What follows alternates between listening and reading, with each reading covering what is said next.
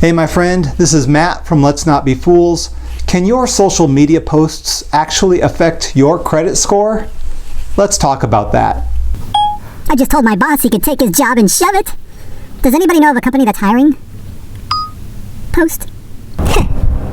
If that jerk thinks I'm paying him his money back, he's got another thing coming. Tweet. It's been weeks since I've been that drunk. Has anybody seen my wallet? I may have left it at the bar. Hit me up. So can your social media posts or stories or tweets actually affect your credit score? Credit scoring companies such as FICO are always looking for new ways to assess your credit worthiness. So aside from the traditional model, they're also looking for other ways to assess your credit worthiness, including possibly social media.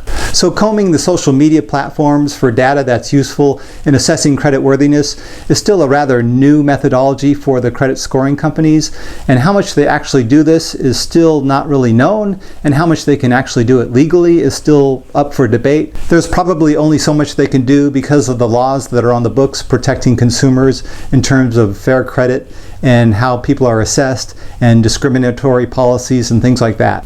So let's just be cynical and ultra-conservative and just assume that the credit scoring companies are combing through our social platforms to gain information on us in terms of using that as a data point in assessing our credit worthiness. I think those consumers who have already established their credit over the years are okay. The traditional scoring model is probably applicable to those of us who have had credit for a while, and our social media platforms will probably really not affect our credit worthiness rating at all. However, for younger borrowers or those people who have not really established a credit history, I think social media platforms may be a source of data for these credit scoring companies to assess your credit worthiness. The reasoning is really birds of a feather flock together.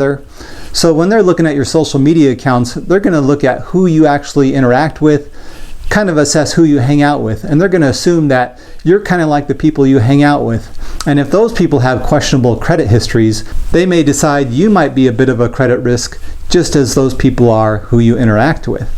They may also look at your individual posts, things you may post about getting wasted on the weekends, getting drunk, maybe living a bit of a loose lifestyle, maybe being a little careless. So again, when you're young or don't have much of a credit history, they don't have the traditional ways of assessing your credit worthiness, so they may be looking into these other things. We really don't know how much the credit scoring bureaus use social media data to assess your credit worthiness, but you can see if you're a younger borrower or don't have much of a credit history, that this would be an attractive source of information for them to make that assessment. So again, when you're posting things on social media, keep in mind that there may be others watching besides your family and friends. Your social media posts can affect you in other ways. Let's say potential employment in the future. Your future employer may comb through your social media accounts to kind of see what kind of person you are before they offer you that job. Always be smart with your social media posting. Don't post things that'll embarrass you or your friends or your family. Don't post anything that you wouldn't post in front of your mother. How about that as a guiding rule? If you like this video or my other videos, please subscribe to my channel. I'd appreciate it. And let's be smart with our social media postings. Let's not be fools.